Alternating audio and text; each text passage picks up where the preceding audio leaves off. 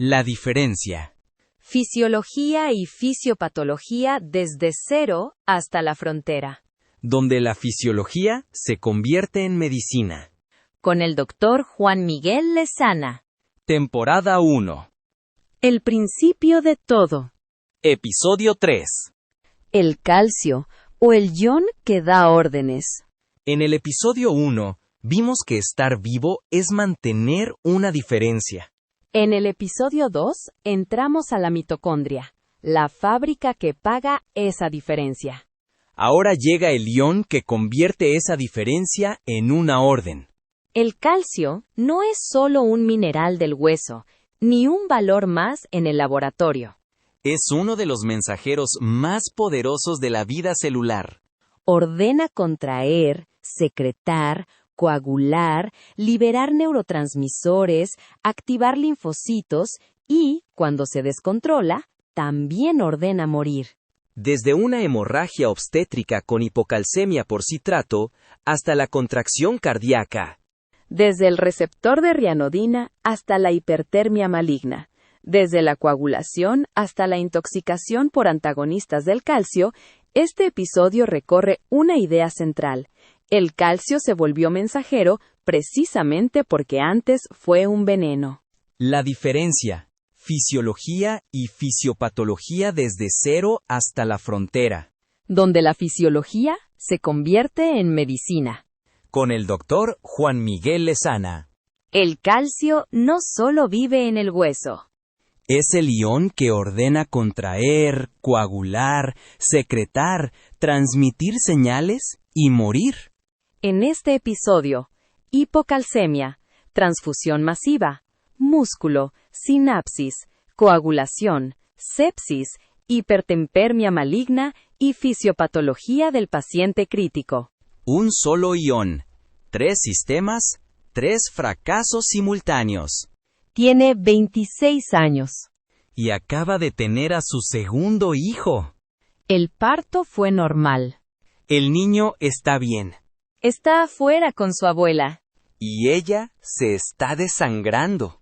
Es una atonía uterina. El útero, que debería contraerse como un puño después del parto para cerrar sus propios vasos, está flácido. Se le administró oxitocina. Se le dio masaje uterino. Se usaron los uterotónicos disponibles. Se colocó un balón. Y sigue sangrando. En menos de una hora recibió glóbulos rojos, plasma y plaquetas. Se activó el protocolo de transfusión masiva. Todo el mundo se mueve rápido. Todo el mundo está haciendo lo que debe. Y aún así, algo no encaja. Está hipotensa, pero no responde a la noradrenalina como debería. Su electrocardiograma muestra un intervalo entre el inicio del complejo ventricular y el final de la onda T que se ha ido alargando. Y lo más inquietante, no forma coágulo. La sangre que sale del campo quirúrgico es líquida. Se repuso plasma. Se repusieron plaquetas. Se administró ácido transenético. Y la sangre sigue sin coagular. Alguien pide un calcio iónico. El resultado vuelve. 0.58 milimoles por litro. Menos de la mitad de lo normal. Y ahí está la explicación. Del corazón que no responde. Del vaso que no se contrae. De la sangre que no coagula. Un solo ion. 3 sistemas. 3 fracasos simultáneos. En el episodio 1, hablamos de la membrana. La frontera que permite que exista un adentro distinto del afuera. En el episodio 2, hablamos de la mitocondria. La antigua bacteria que se quedó a vivir y que fabrica la moneda energética para pagar esa diferencia. Hoy vamos a hablar del ion, que usa esa diferencia para dar órdenes. Bienvenido a La Diferencia. Fisiología y fisiopatología desde cero hasta la frontera. Donde la fisiología se convierte en medicina. Con el doctor Juan Miguel Lezana. Hoy hablamos del calcio. Y conviene empezar destruyendo una idea pequeña, porque para eso también estamos aquí, para hacer limpieza intelectual, aunque nadie nos haya dado escoba. El calcio no es solo un mineral del hueso. No es simplemente eso que sale bajo o alto en el perfil metabólico. No es una cifra que miras de reojo mientras buscas la creatinina. El calcio es el mensajero universal de la vida celular. Es la señal que ordena a un músculo contraerse, A una neurona liberar neurotransmisores. a una glándula secretar hormonas, A un linfocito activarse. a una plaqueta ayudar a coagular. A una célula dividirse. Y si aparece donde no debe o en cantidades que no debe, también ordena morir. Todo eso funciona por una razón que venimos repitiendo desde el primer episodio. La vida usa diferencias. Y en el caso del calcio, la diferencia es brutal. La célula mantiene el calcio libre dentro de sí a una concentración miles de veces menor que afuera. No un poco menor. No 10 veces menor. Miles de veces menor. Y esa escasez deliberada convierte cada entrada de calcio en una señal. Cuando algo está casi siempre ausente, su aparición significa algo. El calcio habla precisamente porque normalmente está callado. Empecemos por una pregunta que casi nunca se hace. De todos los iones disponibles, ¿por qué la vida eligió el calcio? ¿Por qué no sodio? ¿Por qué no potasio? ¿Por qué no magnesio? Hay dos respuestas. La primera es química. El calcio, en su forma iónica, tiene dos cargas positivas. Eso le permite unirse a proteínas de una manera especial. Puede coordinarse con varios átomos de oxígeno dentro de una proteína. ¡Se pega! Pero no solo se pega. Deforma. Tira de varias partes de la proteína a la vez. Obliga a la molécula a cambiar de forma. Y en biología, cambiar de forma suele significar cambiar de función. Una proteína plegada de una manera hace una cosa. La misma proteína, plegada de otra manera, hace otra. El calcio es poderoso porque puede tocar una proteína y convertirla en otra versión de sí misma. El magnesio también tiene dos cargas positivas, pero es más pequeño y más rígido. Exige geometrías más estrictas. El calcio, en cambio, tiene una flexibilidad sucia y maravillosa. Puede entrar en bolsillos proteicos menos perfectos. Puede coordinarse con más libertad. Puede activar muchos tipos de proteínas distintas. Y además se une y se suelta rápido. Puede llegar, dar la orden y retirarse en milisegundos. Para una célula que necesita contraerse, secretar o transmitir una señal en una fracción de segundo, esa velocidad no es un lujo. Es la diferencia entre función y desastre. La segunda respuesta es histórica. Y es aún más elegante. En el episodio 2 hablamos de la adenosintrifosfato, la moneda energética de la célula. Esa molécula depende de fosfatos. Tu material genético también depende de fosfatos.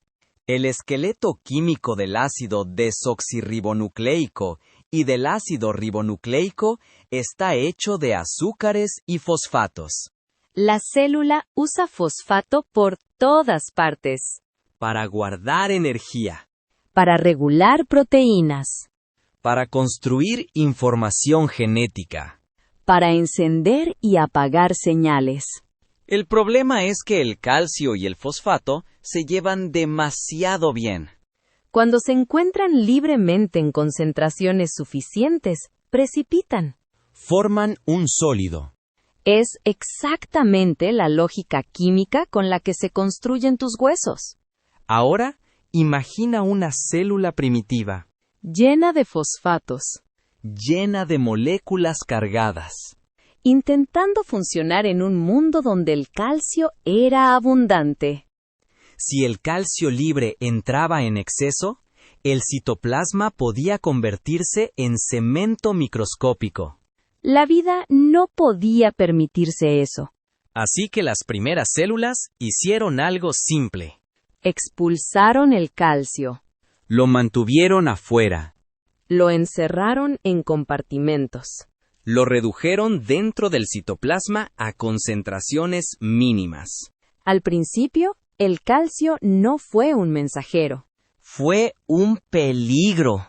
Fue un veneno. Y luego, la evolución hizo una de esas maniobras que te obligan a respetarla, aunque a veces parezca escrita por un comité borracho de improbabilidades. Tomó ese veneno expulsado y lo convirtió en señal.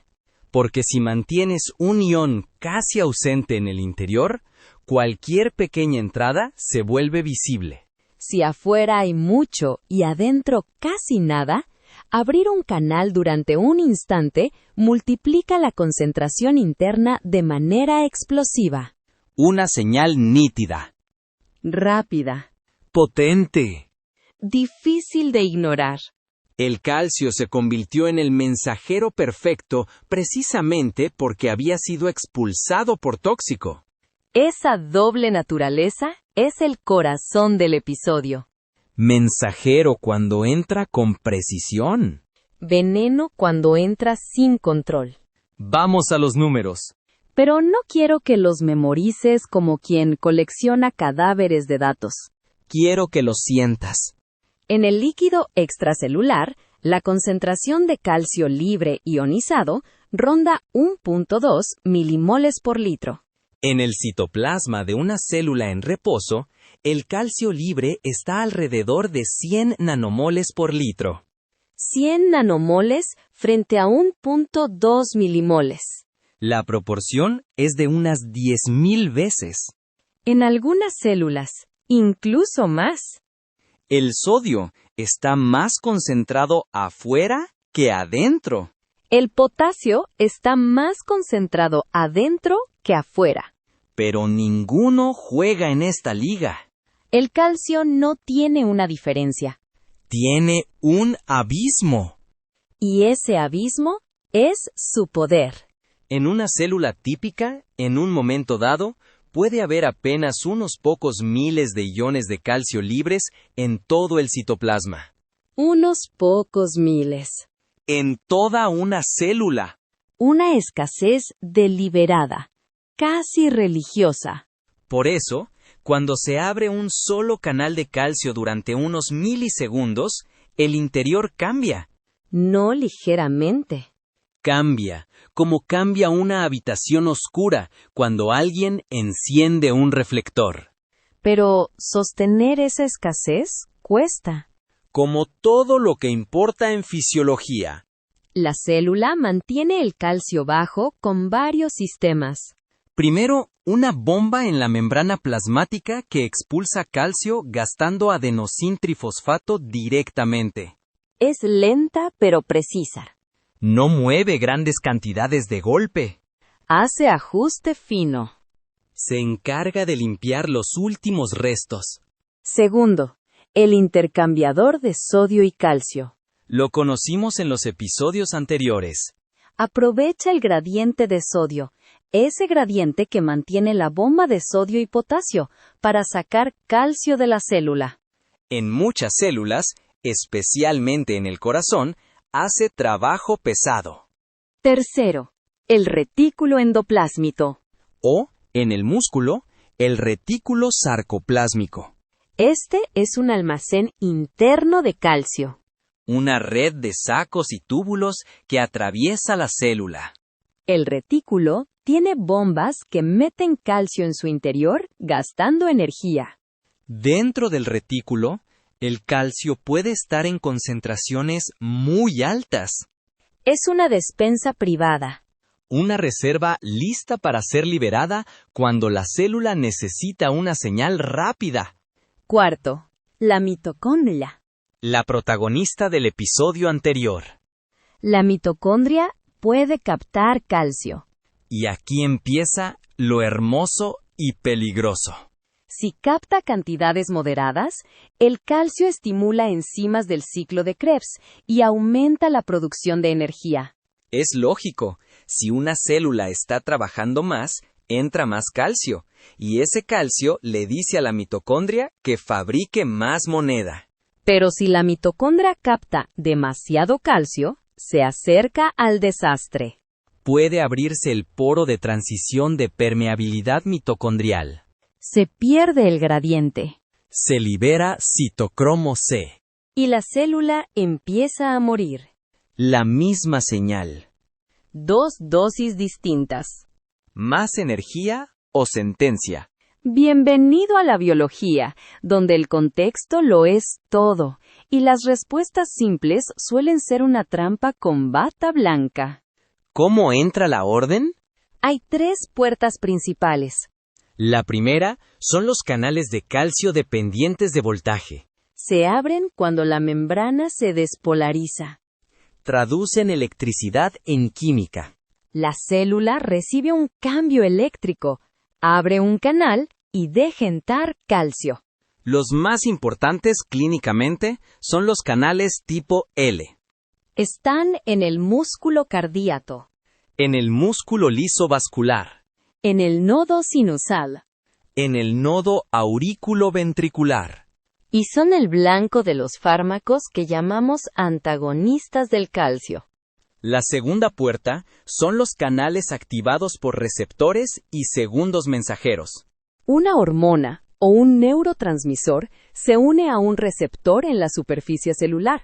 Ese receptor dispara una cascada intracelular. La cascada genera mensajeros internos. Y esos mensajeros abren canales en el retículo endoplásmico, liberando calcio desde la despensa interna. Aquí el calcio puede subir dentro de la célula sin que entre desde afuera. La orden viene desde la superficie, pero la reserva sale desde dentro. La tercera puerta es la más elegante. El calcio que libera calcio. En el retículo sarcoplásmico existe un canal enorme llamado receptor de rianodina. Ese canal puede abrirse cuando el propio calcio lo toca. Entonces, una pequeña entrada de calcio desde el exterior desencadena una liberación masiva desde el almacén interno. Una chispa enciende un incendio controlado. Ese mecanismo se llama liberación de calcio inducida por calcio. Y es el corazón de la contracción cardíaca. Ahora comparemos 3 músculos. Porque todos obedecen al calcio, pero no todos obedecen igual. Primero, músculo esquelético. Cuando el impulso nervioso despolariza la fibra muscular, una proteína sensible al voltaje en el túbulo transverso cambia de forma. Esa proteína está acoplada físicamente al receptor de rianodina del retículo sarcoplásmico. Lo abre como una palanca. El calcio sale del retículo. La fibra se contrae. Aquí casi no hace falta entrada de calcio desde afuera. El músculo esquelético usa principalmente su almacén interno. Consecuencia clínica inmediata. Los antagonistas del calcio no producen una parálisis del músculo esquelético como uno podría imaginar ingenuamente. Porque el músculo esquelético no depende de manera importante del calcio extracelular para contraerse. Segundo, músculo cardíaco. Aquí la historia cambia. En el corazón sí es indispensable la entrada de calcio desde afuera. La despolarización abre canales tipo L. Entra una pequeña cantidad de calcio. Esa pequeña cantidad toca los receptores de rianodina. El retículo libera mucho más calcio. Y ese calcio permite la contracción. Sin la chispa externa, no hay incendio. De ahí salen varias decisiones clínicas. Los antagonistas del calcio no dihidropiridínicos, como verapamilo y diltiazem, reducen la contractilidad cardíaca porque apagan parte de esa chispa. La hipocalcemia severa puede deprimir la función miocárdica. Y la digoxina aumenta la fuerza de contracción no porque regale calcio al corazón, sino porque dificulta que lo saque. Al inhibir la bomba de sodio y potasio, modifica el gradiente de sodio. Eso reduce la eficacia del intercambiador de sodio y calcio. Sale menos calcio. Queda más calcio disponible para la contracción. La digoxina no grita, contrae. Susurra algo más sucio. No saques tanto calcio. Y el corazón obedece. Hay otro detalle crucial. Para que el corazón se relaje, el calcio debe salir del citoplasma. Debe volver al retículo. Debe salir hacia afuera. Eso consume energía. La relajación cardíaca es un proceso activo. Relajarse también cuesta energía. Por eso, en la isquemia miocárdica, la función diastólica puede alterarse antes que la sistólica. Un corazón sin energía no solo contrae peor, También se relaja peor. se vuelve rígido. Tercero, músculo liso. Aquí no hay troponina. El calcio se une a una proteína llamada calmodulina. El complejo calcio-calmodulina activa una enzima que fosforila la miosina. Y esa miosina fosforilada puede interactuar con la actina para producir contracción. Es un mecanismo más lento, Más sostenido. más económico. Por eso, una arteria puede mantenerse contraída durante horas sin fatigarse como lo haría un músculo esquelético. Y también depende del calcio extracelular. Por eso, las dihidropiridinas, como amlodipino o nifedipino, producen vasodilatación, bloquean la entrada de calcio en el músculo liso arteriolar. Y por eso, la hipocalcemia severa puede contribuir a vasoplejía y mala respuesta a vasopresores. Ya tenemos 2 piezas de nuestra paciente. El corazón que no responde. El vaso que no se contrae. Falta la sangre que no coagula. Casi toda la fisiología del calcio se cuenta desde dentro de la célula. Pero el calcio extracelular también trabaja. Y uno de sus trabajos más importantes es la coagulación. El calcio es el factor 4 de la coagulación. Y no es un detalle decorativo, de esos que los humanos aman memorizar para luego no entender nada. Las reacciones clave de la coagulación ocurren sobre superficies de membrana. Especialmente sobre la plaqueta activada. Cuando una plaqueta se activa, expone fosfatidilcerina en su cara externa. Lo vimos en el episodio 1. La fosfatidilcerina tiene carga negativa. Muchos factores de coagulación también poseen regiones cargadas negativamente. Y 2 cargas negativas no quieren estar juntas. Se repelen. Entonces aparece el calcio. Con sus 2 cargas positivas, actúa como puente. Une factores de coagulación con superficies fosfolipídicas. Permite ensamblar complejos enzimáticos. Sin calcio, esos complejos no se arman. Y si no se arman, la cascada puede tener proteínas disponibles, plaquetas disponibles y plasma disponible, pero no logra funcionar adecuadamente. Ahora entiende la escena. La sangre almacenada en banco contiene citrato. El citrato es un anticoagulante, ¿Y cómo anticoagula? secuestrando calcio, Queriéndolo.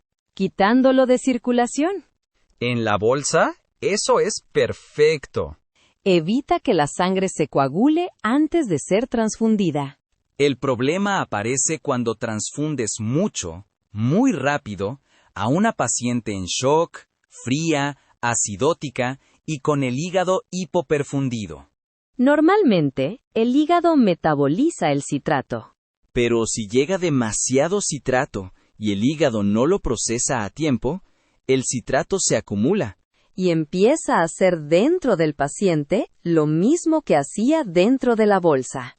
Secuestra calcio. La transfusión masiva, que existe para salvar a quien se desangra, puede producir una hipocalcemia aguda que impide coagular, deprime el miocardio y reduce la respuesta vascular. Le estás dando el remedio y el veneno en la misma bolsa. Ese es el tipo de frase que debería estar pegada en las salas donde se transfunde mucho, en vez de algunos pósters motivacionales que no han salvado a nadie. Durante años hablamos de la tríada letal del trauma y la hemorragia. Acidosis. Hipotermia. Coagulopatía. Pero cada vez se reconoce más un cuarto elemento. La hipocalcemia. Una especie de diamante letal. Porque el calcio bajo no es un número bonito para corregir cuando haya tiempo. En hemorragia masiva puede ser parte del colapso. Por eso, en protocolos modernos de transfusión masiva, el calcio debe medirse temprano, repetirse y reponerse de forma anticipada cuando el contexto lo exige. Y en hospitales donde no se puede medir calcio iónico en minutos, la fisiología importa aún más. Si no puedes medirlo rápido, tienes que anticiparlo. En hemorragia obstétrica, eso puede ser la diferencia entre una paciente que responde y una paciente que se sigue apagando mientras todos transfunden con buena intención y mala comprensión. El calcio extracelular también estabiliza membranas excitables. Se coloca sobre la superficie externa de la membrana y modifica el campo eléctrico que perciben los canales de sodio dependientes de voltaje.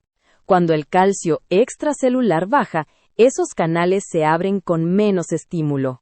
La célula se vuelve hiperexcitable. De ahí vienen las parestesias peribucales. El hormigueo en manos. El hormigueo en manos. Los calambres. El espasmo carpopedal. El signo de Chvostek. El signo de Trousseau. El laringoespasmo. Las convulsiones. Las convulsiones. Y en el corazón, la prolongación del intervalo entre el inicio del complejo ventricular y el final de la onda T. La hipocalcemia no solo debilita. También irrita. Vuelve a las membranas más fáciles de disparar. En el extremo opuesto, la hipercalcemia estabiliza de más. Deprime. Produce debilidad. Estreñimiento. Letargia. Confusión. Acortamiento del intervalo eléctrico. El viejo recurso de piedras, huesos, quejidos abdominales y alteraciones psíquicas no es perfecto, pero describe bastante bien lo que ocurre cuando un ion que debe estar finamente regulado decide comportarse como si el cuerpo fuera una bodega mal administrada. Ahora hagamos un paréntesis breve pero indispensable. Lo que mides no siempre es lo que importa. El calcio circula en sangre de 3 formas. Una parte va unido a proteínas, sobre todo albúmina. Una parte menor va en complejos con citrato, bicarbonato y fosfato. Y una parte circula libre, ionizada. Solo el calcio ionizado es fisiológicamente activo. Solo ese entra a canales. Solo ese se une a calmodulina. Solo ese participa directamente en coagulación. Solo ese estabiliza membranas.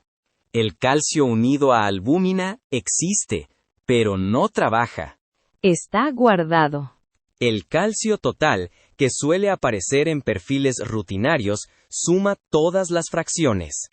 Y eso genera trampas. En un paciente con albúmina baja, el calcio total puede verse bajo, aunque el calcio ionizado sea normal. Esto pasa en pacientes críticos, cirróticos, desnutridos, sépticos. Las fórmulas de corrección por albúmina existen, sí. También existen muchas cosas que la humanidad inventó para sentirse segura mientras se equivoca con elegancia. En el enfermo crítico, esas fórmulas pueden ser imprecisas. Si tienes acceso al calcio iónico, úsalo. Segunda trampa. El pH modifica la unión del calcio a la albúmina. Cuando la sangre se alcaliniza, la albúmina fija más calcio. El calcio total no cambia. Pero el calcio ionizado baja. Por eso, alguien que hiperventila por ansiedad puede tener parestesias, espasmo de manos y sensación de falta de aire con calcio total normal. No le falta calcio total.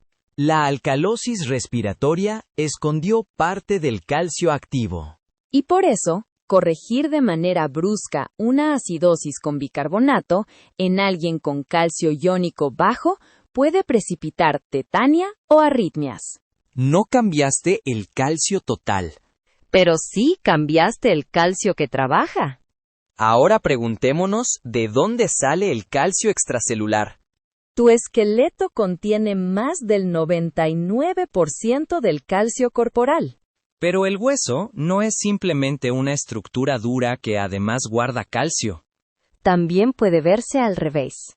El hueso es un banco de calcio y fosfato, que además resultó muy útil para sostener el cuerpo. Cuando los primeros vertebrados salieron del mar, dejaron atrás un océano rico en calcio. Tuvieron que llevarse ese mar consigo. Lo hicieron manteniendo un líquido extracelular cuidadosamente regulado y construyendo una reserva mineral. El banco óseo. La regulación de ese banco depende de una proteína extraordinaria. El receptor sensor de calcio. Está en las células de la paratiroides y también en el riñón. Su ligando no es una hormona. No es un neurotransmisor. No es una molécula exótica con nombre digno de examen. Su ligando es un ión. El receptor mide calcio. Literalmente. Cuando el calcio baja, la paratiroides libera hormona paratiroidea. Esa hormona moviliza calcio del hueso, aumenta su reabsorción renal y favorece la activación de vitamina D, que aumenta la absorción intestinal. Cuando el calcio sube, se reduce ese estímulo. Es un termostato. Y funciona con una precisión notable. Por eso, una cirugía de cuello puede desmontar el termostato. Después de una tiroidectomía, si las paratiroides se lesionan o se quedan sin irrigación, puede aparecer hipocalcemia en las siguientes horas o días. Parestesias. Tetania. Prolongación eléctrica. Una glándula de pocos milímetros puede convertirse en una urgencia cuando deja de medir. En la enfermedad renal crónica, el problema es distinto. El riñón no activa vitamina D adecuadamente. No excreta fosfato como debería. El fosfato sube. El calcio se altera. La paratiroides se estimula de manera crónica. Aparece hiperparatiroidismo secundario. Y con el tiempo, calcificación vascular. Pero no como antes la imaginábamos, calcio depositándose pasivamente como sarro en una tubería. No. Las células del músculo liso vascular pueden cambiar de identidad. Pueden expresar programas osteogénicos. Pueden comportarse como células formadoras de hueso. No es que el calcio simplemente se deposite en la arteria. Es que la arteria decide convertirse en hueso. Y eso explica parte del riesgo cardiovascular feroz en la enfermedad renal avanzada. Ahora ampliemos el idioma del calcio más allá del músculo. Primero, la sinapsis. La sinapsis es el puente, el aclarador que permite la comunicación entre una neurona. Cuando un potencial de acción llega a una terminal nerviosa, abre canales de calcio. El calcio entra. Y esa entrada hace que las vesículas llenas de neurotransmisor se fusionen con la membrana. Liberan su contenido en la hendidura sináptica. El proceso ocurre en menos de 1 milisegundo. Pensamiento. Movimiento. Memoria. Dolor. Todos dependen, en su paso final, de calcio entrando en una terminal nerviosa. Sin calcio, no hay neurotransmisión. De ahí salen enfermedades y fármacos. En el síndrome miasténico de Lambert-Eaton hay anticuerpos contra canales de calcio presinápticos. Entra menos calcio. Se libera menos acetilcolina. Aparece debilidad. La toxina botulínica no bloquea el calcio directamente, pero corta proteínas necesarias para que las vesículas se fusionen. El mensaje llega, pero la puerta no se abre. El magnesio compite con el calcio y reduce liberación de neurotransmisores. Por eso, la intoxicación por magnesio produce debilidad, arreflexia y depresión respiratoria. Y por eso el antídoto fisiológico es calcio. Segundo, secreción hormonal. La célula beta pancreática libera insulina por una secuencia preciosa. La glucosa entra. Se metaboliza. Aumenta el adenosín trifosfato. Se cierran canales de potasio sensibles a energía. La célula se despolariza. Entra calcio. El calcio ordena la exocitosis de los gránulos de insulina. Las sulfonilureas actúan justamente en ese canal de potasio. Otra vez, un fármaco clínico que, en el fondo, manipula una conversación entre electricidad y calcio. Tercero, inmunidad.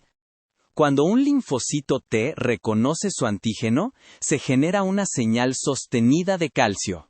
Ese calcio activa una enzima llamada calcineurina. La calcineurina permite que un factor de transcripción entre al núcleo y active genes de respuesta inmune. La ciclosporina y el tacrolimus, pilares de la inmunosupresión en trasplante, inhiben calcineurina.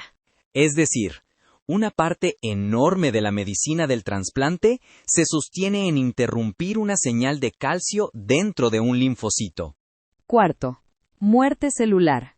El calcio en exceso activa proteasas, Fosfolipasas. endonucleasas, Sobrecarga la mitocondria. abre el poro de transición. El mismo ion que ordena contraer, secretar y vivir puede ejecutar la sentencia. La diferencia entre señal y muerte no es solo qué ion aparece. ¿Es cuánto? ¿Dónde? ¿Y por cuánto tiempo? Ahora vayamos a la ruptura. Cuando el mensajero se descontrola. Primera forma, la inundación isquémica. Ya venimos construyendo esta historia desde el episodio 1. Falla la energía. Se detiene la bomba de sodio y potasio. Sube el sodio intracelular. El intercambiador de sodio y calcio pierde su dirección habitual o incluso se invierte. Entra calcio. Las bombas que deberían sacarlo se quedan sin adenosín trifosfato. El retículo no logra retener su carga. Libera más calcio. El citoplasma, que fue diseñado para vivir con poquísimo calcio libre, se inunda. Se activan calpaínas que cortan el citoesqueleto. Se activan fosfolipasas, que dañan membranas. Se activan endonucleasas que fragmentan material genético. La mitocondria capta calcio hasta acercarse al colapso. Así mueren células en infarto de miocardio. En accidente cerebrovascular. En lesión medular. En traumatismo cráneoencefálico. En isquemia. Y en el cerebro, el glutamato vuelve todo más cruel. La excitotoxicidad es, en gran medida, una sobrecarga de calcio con otro nombre. Segunda forma, el canal que no cierra. Hablemos de hipertermia maligna. En algunas personas hay mutaciones del receptor de rianodina del músculo esquelético. En condiciones normales, pueden vivir sin saberlo. Pero al exponerse a ciertos anestésicos halogenados o a succinilcolina, el canal se abre y no cierra. El retículo sarcoplásmico libera calcio de manera masiva. El músculo se contrae sostenidamente. Las bombas intentan recapturar calcio. Consumen adenosín trifosfato a una velocidad brutal. Se genera calor. Aparece hipercapnia temprana. Rigidez. Acidosis. Rabdomiólisis. Hipercalemia. Temperatura que sube de forma dramática. Esto no es simplemente fiebre. Es una crisis energética por calcio fuera de control. Y el dantroleno hace algo casi hermoso por lo directo. Reduce la liberación de calcio desde el receptor de rianodina. Cierra la puerta del incendio. Es uno de los antídotos más mecanísticamente elegantes de la medicina de urgencia. Y su disponibilidad en quirófanos no debería ser un lujo, aunque el mundo insiste en distribuir la seguridad como si fuera mercancía premium. Tercera forma. Bloquear el canal. La intoxicación por antagonistas del calcio es una de las intoxicaciones cardiovasculares más peligrosas. Se bloquean canales tipo L. En el nodo sinusal y en el nodo auriculoventricular, bradicardia y bloqueo. En el miocardio, pérdida de contractilidad. En el músculo liso vascular, vasoplejía. Y en la célula beta pancreática, menos entrada de calcio, menos secreción de insulina. Por eso aparece hiperglucemia. Y esa hiperglucemia se correlaciona con gravedad. El corazón intoxicado necesita energía y no logra usar bien la glucosa. Por eso, una terapia central es la insulina en dosis altas con glucosa. Parece contraintuitivo. Como varias cosas que funcionan en medicina, para humillación de las intuiciones rápidas. Pero tiene lógica. Mejora el uso de sustratos por el miocardio y sostiene el rendimiento en un contexto donde el canal de calcio está bloqueado.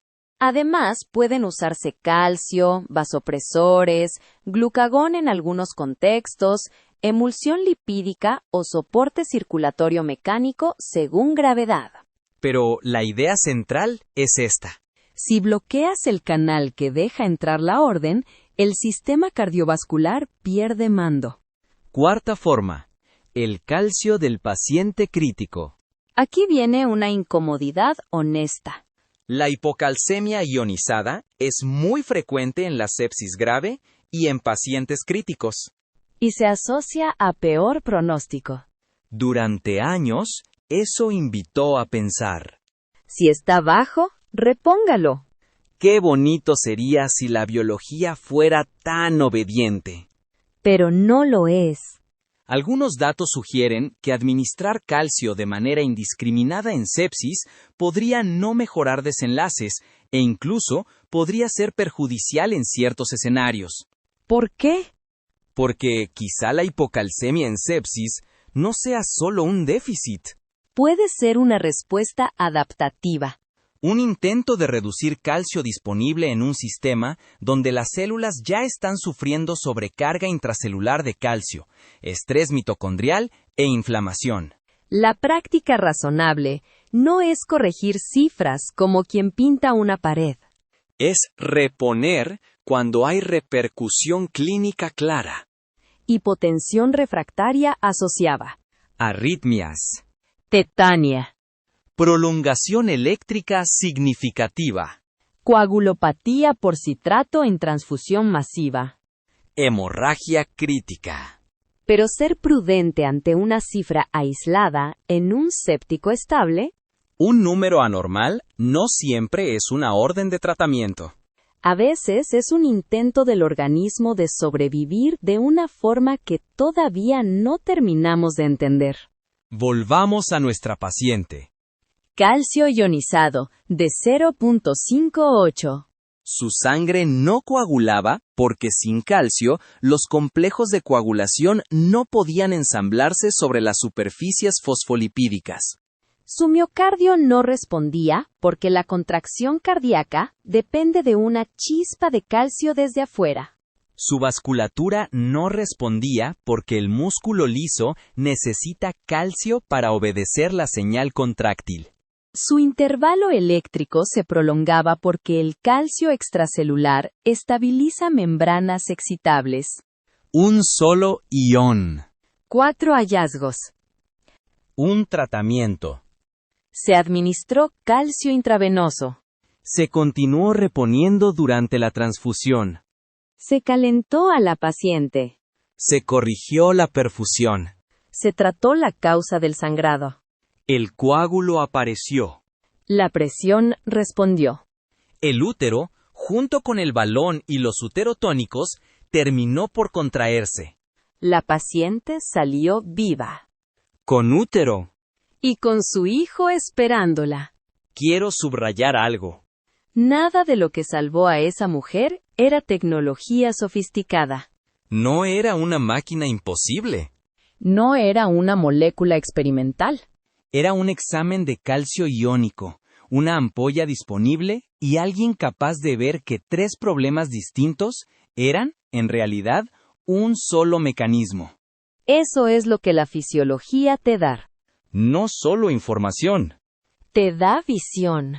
Te permite reconocer una unidad debajo del caos. Y en una emergencia, ver el mecanismo puede ser más útil que recitar el protocolo como si fuera oración de guardia. Llegamos a la frontera. Primero, microdominios de calcio. La imagen de un citoplasma que se llena homogéneamente de calcio es falsa. El calcio no sube igual en toda la célula. Se forman microdominios. Chispas locales. Concentraciones altísimas alrededor de la boca de un canal, que caen en distancias microscópicas. La célula no habla un solo idioma de calcio. Habla dialectos. Según dónde sube. ¿Cuánto sube? ¿Cuánto dura? ¿Con qué frecuencia oscila? La información no está solo en la cantidad. Está en el patrón. Segundo, el eje retículo-mitocondria. El retículo endoplásmico y la mitocondria tienen puntos de contacto físico. Allí el calcio puede pasar de uno a otra de manera local, intensa, sin diluirse en todo el citoplasma. Si el flujo es moderado, la mitocondria interpreta. Hace falta energía. Si el flujo es excesivo, interpreta. Abrir muerte. La frontera entre metabolismo y apoptosis puede estar en nanómetros. Tercero, el transportador mitocondrial de calcio. Durante años sabíamos que la mitocondria captaba calcio, pero no conocíamos bien la identidad molecular del transportador principal. Su identificación abrió la posibilidad de modularlo farmacológicamente. La promesa es enorme. Los resultados aún son preliminares. Como siempre, la biología nos muestra una puerta y luego nos cobra 20 años de investigación por ver si abre. Cuarto, calcificación vascular como enfermedad activa. Si una arteria se calcifica porque células vasculares activan programas parecidos al hueso, entonces tal vez podamos interrumpir ese programa. Vitamina K. Pirofosfato. Inhibidores de mineralización. Vías osteogénicas. La idea está viva, pero los resultados clínicos todavía son mixtos. Suplementos de calcio. Distintos análisis han discutido si altas dosis de calcio suplementario, especialmente sin una indicación clara o sin vitamina D adecuada, podrían asociarse a riesgo cardiovascular en ciertos grupos. El debate sigue. Pero la lección conceptual es la misma de todo el episodio. Un ión que la célula gasta una fortuna en mantener controlado no debería administrarse como si fuera caramelo blanco con pretensiones saludables. Volvamos al principio. El calcio fue expulsado de la célula porque era peligroso, Porque precipitaba con fosfato. porque amenazaba con convertir el citoplasma en piedra. Y la vida tomó ese exilio y lo convirtió en lenguaje. Justamente porque estaba fuera, su entrada significó algo. Justamente porque era escaso, se volvió audible. El mensajero más elocuente resultó ser el que se mantiene en silencio casi todo el tiempo. Cada latido de tu corazón, ahora mismo, es una chispa de calcio que enciende un incendio y un sistema de bombas que lo apaga a tiempo. Cada pensamiento depende de calcio entrando en una terminal nerviosa durante menos de un instante. Cada coágulo que se forma en una herida usa calcio como puente. Cada linfocito que se activa escucha calcio. Cada célula que muere en isquemia, en infarto, en accidente cerebrovascular o en trauma, puede morir ahogada por ese mismo mensajero que ya no pudo mantener afuera. El calcio ordena vivir. ¿Y puede ordenar morir? La diferencia entre ambas órdenes es cuánto, dónde y por cuánto tiempo. Este episodio ha sido diseñado para entenderse por sí mismo. Pero si quieres ver cómo estos mecanismos se convierten en decisiones clínicas bajo presión, Encontrarás un complemento a natural en el cerebro del intensivista, especialmente cuando abordemos transfusión masiva, choque, sepsis, arritmias, intoxicaciones y paciente crítico con trastornos electrolíticos. allí el calcio deja de ser un ion elegante y se convierte en una decisión que no espera a que termines de pensarlo. Aquí, en la diferencia, seguimos bajando a la raíz. En el próximo episodio vamos a subir un nivel. Vamos a preguntarnos cómo la célula escucha al mundo exterior. Cómo una molécula que nunca entra a la célula consigue, sin embargo, cambiar todo lo que ocurre adentro. Vamos a hablar de receptores y segundos mensajeros. Y vamos a entender por qué, en algunos pacientes en shock, la noradrenalina puede gritar desde fuera mientras la célula ya no sabe obedecer desde dentro. Esto fue La Diferencia. Fisiología y fisiopatología desde cero hasta la frontera. Donde la fisiología se convierte en medicina. Con el doctor Juan Miguel Lezana. Gracias por escuchar.